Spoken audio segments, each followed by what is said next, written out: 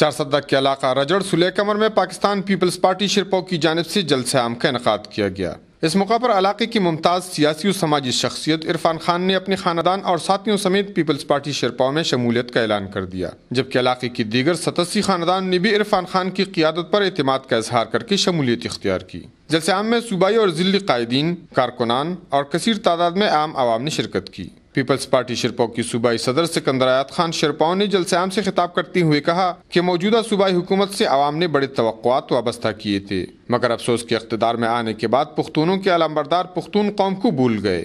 حکومت میں آنے کے بعد وہی لوگ اس قوم کی اجتماعی مسائل کو حل کرنے کے بجائے اپنے ذاتی مفادات کے پیچھے لگ گئے اور یوں عوام بجلی، گیس، آٹے، روزگار اور دیگر بنیادی مسائل میں پنس کر لٹ گئی۔ صوبے کے نام کی تبدیلی، صوبائی خود مختاری اور بجلی کے خالص منافع سے عوامی مسائل اور مشکلات میں کمی کے بجائے مزید اضافہ ہوا۔ انہوں نے کہا کہ قوم اور خصوصاً نوجوان نسل کو متحد ہونے کی اشد ضرورت ہے۔ ضلعی صدر محمد علی محمد اور ضلعی رہنما برسٹر سلطان خان نے کہا کہ پاکستان پیپلز پارٹی شرپو واحد پارٹی ہے جنہوں نے ہمیشہ ہر محاذ پر قوم کا ساتھ دیا ہے۔ پیپلز پارٹی نے ہمیشہ عوامی مسائل پر توجہ دی ہے اور یہی وجہ ہے کہ آج دکھی عوام کی نظریں پاکستان پیپلز پارٹی پر مرکوز ہیں۔ کفایت اللہ، اے نیوز، چارسدہ۔